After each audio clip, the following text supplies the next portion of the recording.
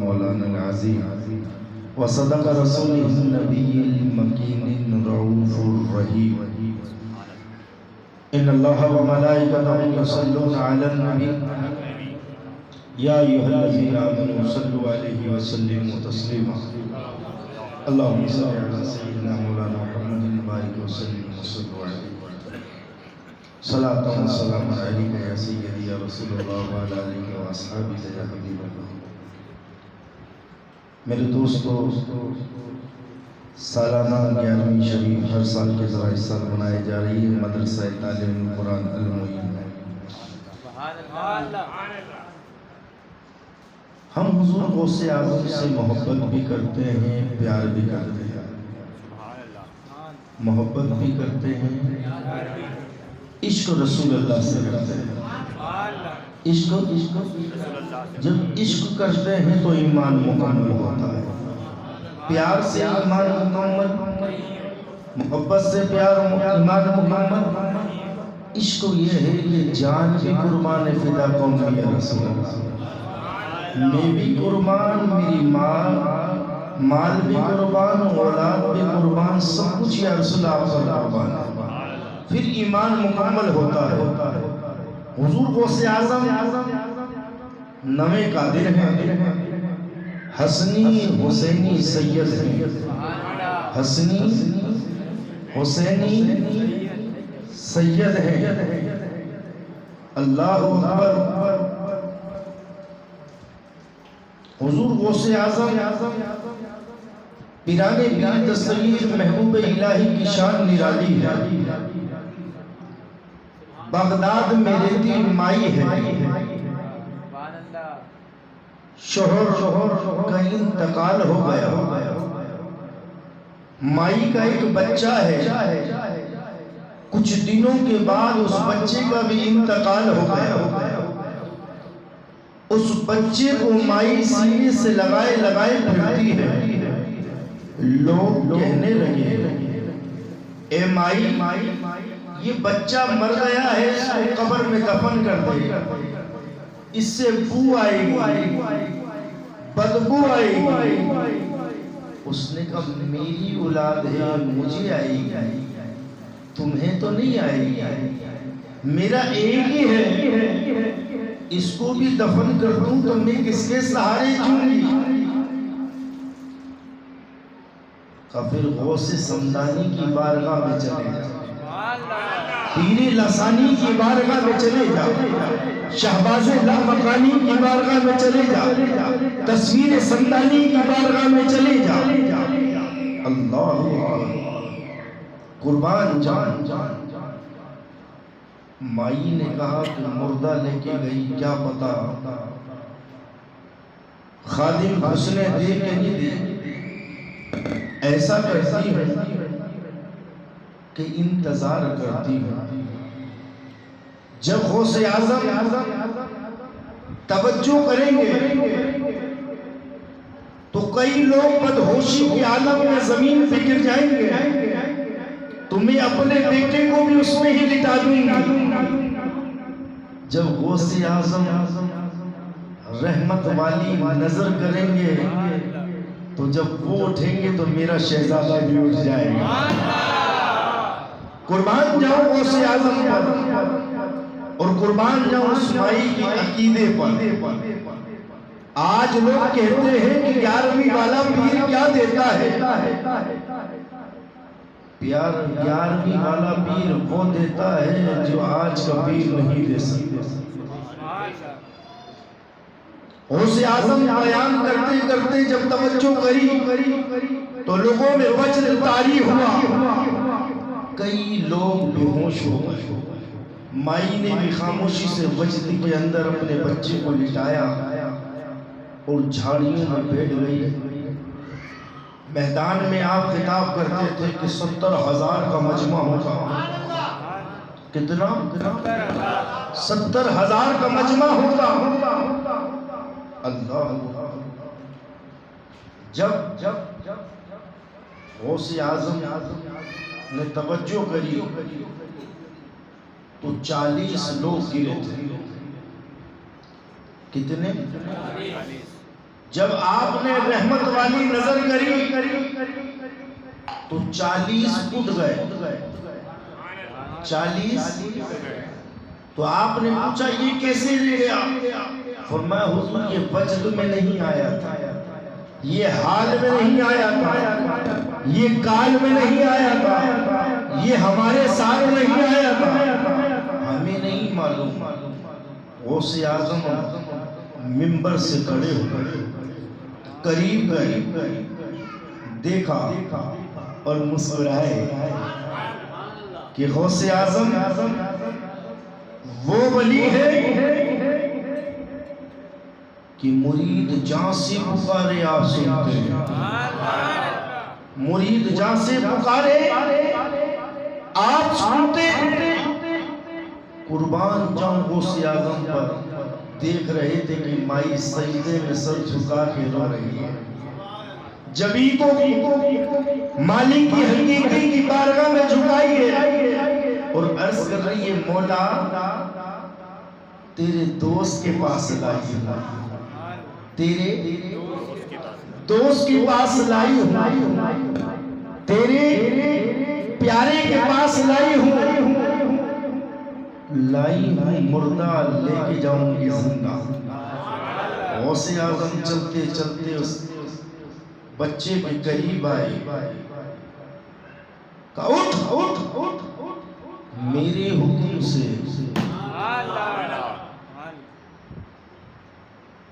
بچہ کھڑا، جب بچہ کھڑا ہوا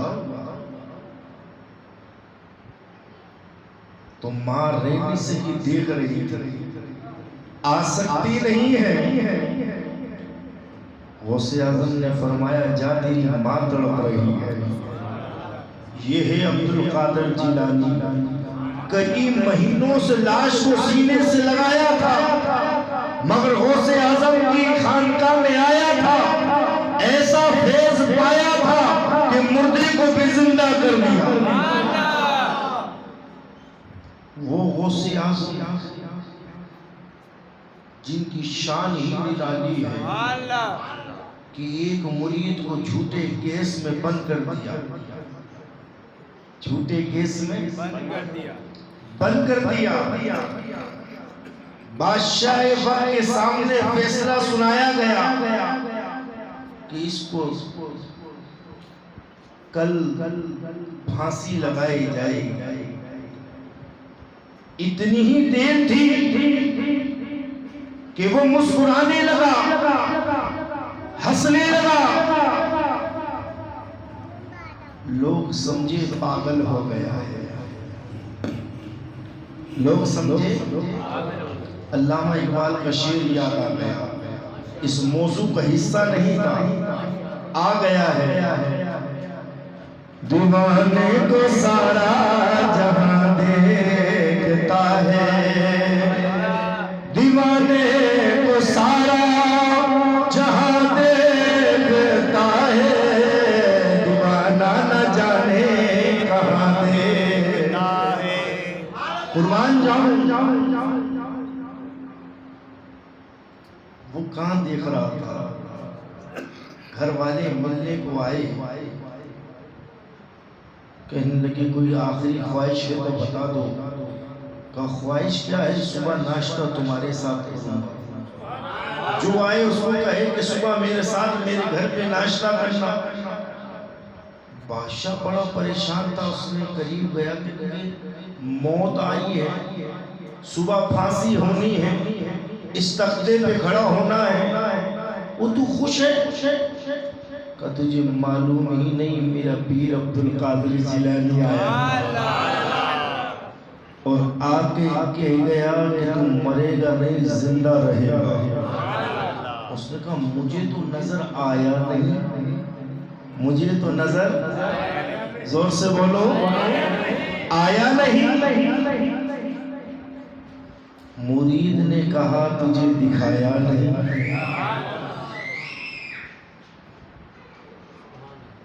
کافر کیسے نظر آئے گا؟ کہا میرا لباس تو پہن، میرا لباس سزا والا تو پہن، تیرا شاہی لباس میں پہنوں گا، اس جگہ پر تو کھڑا ہو، اس جگہ پر میں بیٹھوں گا، غوث اعظم کا دیدار تجھے بھی ہو جائے گا۔ وہ کہنے لگا بے وقوف میں بادشاہ، تو مجرم ہے، تجھے سزا ہونی ہے۔ اس نے کہا ہو ہی نہیں سکتی، ہو ہی نہیں سکتی۔ صبح ہوئی، پھانسی کے پھندے کے قریب جب اس کو لایا گیا تو کہنے لگا ناشتہ گھر پہ کروں گا۔ انہوں کا پھندا قریب ہے، ناشتہ گھر پہ کہاں سے کرے گا؟ اتنی دیر میں بادشاہ کے پاس پیغام آ گیا کہ ملکہ عالیہ نے آج جتنے پھانسی ہونے تھے اپنی سالگرہ کی خوشی میں سب کو آزاد کر دیا، کوئی شخص تو پھانسی نہیں ہو۔ وہ پھندا ایسے ہی رہا، وہ مرید اترا، گھر آیا، لوگ حیران تھے، کہا وجہ کیا ہے؟ فرمایا وجہ کیا ہے بتاؤں؟ میرا دل تمہارے ہوتے نوری و جمال دے، ویکھ لو نظارے لوگو پروردگار دے، کونو کونو پہلے جنا روح دا ظہور سی، کونو کونو پہلے جنا روح دا ظہور سی، انہا روح بچ پیر میرا دا بنور سی، رج کے نظارے دیکھو روسیہ دوار دے، دیکھ لو نظارے لوگو پروردگار دے، علیوں دا نبیوں دا لاڈلا ہے رب دا، علیوں دا نبیوں دا لاڈلا ہے رب دا، اس دے وسیلے بنا رب نہیں لبدا، اس دے وسیلے بنا رب نہیں ملدا، رب ہے جنانا سا میرا نو پکار دے، ویکھ لو نظارے لوگو پروردگار۔ کہا میں نے اپنے عبدالقادر جیلانی کو دل میں یاد کیا، میں نے کہا المدد یا غوث العظم دستگیر، اتنا کہنا تھا آپ نے فرمایا تجھے پھانسی نہیں ہوگی، صبح کا ناشتہ تو گھر کرے گا۔ یہ ہے غوث اعظم، ان کا نام ہے عبدالقادر جیلانی، محبوب سبحانی، شہباز لامکانی، تصویر سمدانی۔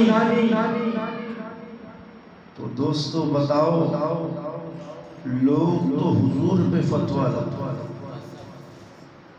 میرے نبی کی تو شان اعلیٰ ہے، یہ تو غلاموں کا عالم ہے، جدھر نگاہ ڈالے مرید پکارے تو مدد کو آتے ہیں، میرے مصطفیٰ کو جو مدد کے لیے پکارتا ہے تو گنبد خضرا سے سنتے ہیں تشریف لاتے ہیں۔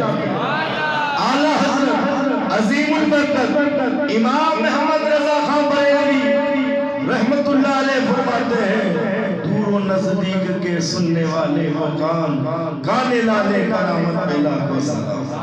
اور خالی یہی نہیں، کل چند لوگوں نے سنا تھا، پھر میں وہ سناتا ہوں کہ غوث اعظم کو خالی مسلمان نہیں مانتے، ہندو بھی مانتے۔ غوث اعظم کو خالی مسلمان نہیں، بولو اور ہم سے زیادہ مانتے۔ لاہور کا شہر مسلمان اور ہندو کا گھر آمنے سامنے، ہندو کی بیوی بڑی خوبصورت ہے، مسلمان نے کہا کہ بس اس کو لے کے جا کر کلمہ پڑھا کے نکاح کرنا۔ دل میں خیال آیا، روز روز اس کے گھر کے طرف دیکھتا۔ ہندو نے کہا کہ بستی مسلمانوں کی ہے، بہتر ہے کہ میں اس علاقے کو بستی کو چھوڑ دوں، بستی کو علاقے کو چھوڑ دوں۔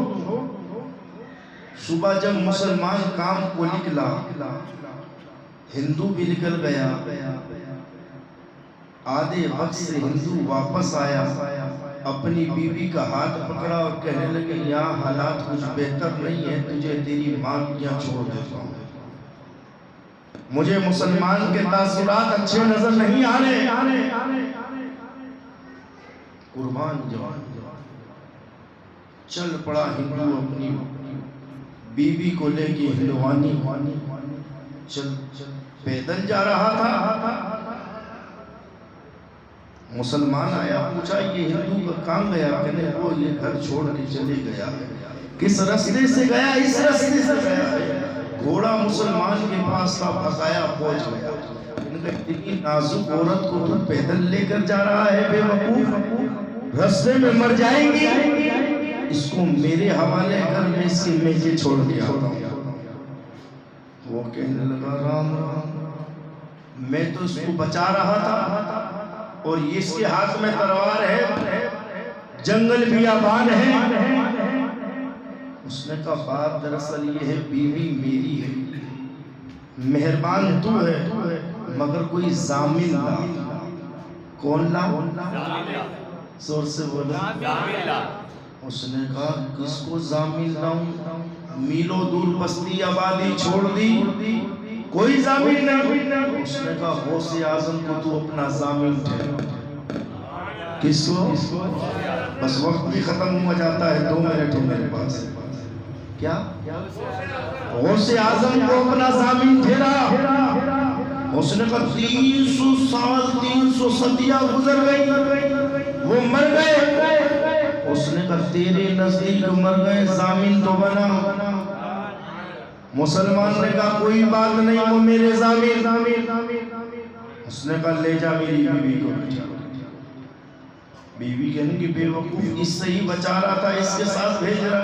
کہنے تجھے پتا ہے میرا شاہ جیلان غوث الورا کے حوالے کرا ہے، ضامن وہ ہے، ہوگا کچھ نہیں۔ اس نے گھوڑے پہ جب ہندوانی کو بٹھایا، دل میں خیال آیا کہ یہ پیچھے آئے گا۔ مسلمان نے تلوار نکالی، ہندو کا گردن اڑا دی، سر علیحدہ جسم علیحدہ۔ اس کو بٹھایا، گھوڑا بھگانے لگا۔ عورت کو رونے چاہیے، آنکھوں میں نم ہوتا، چہرے پہ غم ہوتا، دل پہ علم ہوتا۔ وہ ہندوانی خوش ہو رہی، مسکرا رہی تھی۔ اس نے کہا کیوں مسکرا رہی ہے؟ کہنے میں انتظار کر رہی ہوں، ابھی تک ضامن نہیں آیا، ابھی تک ضامن نہیں آیا۔ کہنے تیرا شوہر بھی بے وقوف تھا، تو بھی پاگل ہے، 300 صدیاں گزر گئی ہے، غوث اعظم کو مرے ہوئے اب کیسے آئیں گے؟ اس نے کہا دیکھ مٹی اڑ رہی ہے۔ اس نے کہا کوئی شیر اور چیتے میں لڑائی ہوئی ہوگی۔ اس نے کہا 2 نورانی چہرے نظر آ رہے ہیں، عربی لباس ہے، سر پہ دستار ہے، ہاتھ میں تلوار ہے۔ اس نے کہا پاگلیاں کوئی یہ رستہ ہی نہیں ہے کسی کے آنے کا۔ تھوڑی دیر گزری، غوث اعظم گھوڑے پہ سوار سامنے آ گیا، اور آتے ہی اس مسلمان کے سر پر تلوار ماری، سر کو تن سے جدا کرا اور کہنے لگے ضامن تھا گیا جا رہا ہوں، تجھے بچانا تھا بچا دیا۔ وہ کہنے لگی ایسے نہیں، میں کہ جاؤں گی تو اس کی ماں پوچھے گی، گھر جاتی ہوں تو میری ماں پوچھے گی، اس کے گھر جاتی ہوں اس کی ماں پوچھے گی کہ میرا بیٹا کہاں ہے، بس اس کرو مجھے اس کی میت کے پاس چھوڑ دو۔ کہا اچھا۔ غوث اعظم گھوڑے پہ سوار، وہ ہندوانی بھاگتی آ رہی ہے، جلدی پہنچی، دیکھا کہ سر جدا ہے۔ غوث اعظم نے کہا پہنچ گئی، یہی ہے؟ کہا آ گئے ہو، اب ایسا کرو یا تو اس کو زندہ کرو یا مجھے مار دو، یا اسے زندہ کرو یا مجھے مارو۔ کہنے لگے تو جانتی ہے زبان سے نکلا قول کبھی واپس نہیں آتا، کمان سے نکلا تیر کبھی واپس نہیں آتا، جسم سے نکلی روح کبھی واپس نہیں آتی، یہ کیسے ہو سکتا ہے؟ کہا یہ تو صرف ایک ہے، 59 براتی، 7 فضولہ، 12 سال کی نوبت کی کشتی کو تیرا، اس کا نام ہے عبد القادر جیلانی۔ میرا تو ایک ہی ہے، میرا تو ایک ہی ہے، قربان جاؤ عبد القادر جیلانی پر۔ آپ نے ٹھٹا مارا تھا، تم بزنی، اللہ کے حکم سے زندہ ہو گیا۔ وہ ہندوانی دیکھ کر مسکرا رہی تھی، وہ زندہ ہونے والا کہنے لگا اب بھی مسکرا رہی ہے، کلمہ کیوں نہیں پڑھتی؟ ارے یہ تو زمین پہ غوث کی ٹور ہے، میں نے تو عرش پہ اس سے بھی زیادہ ٹور دیکھا۔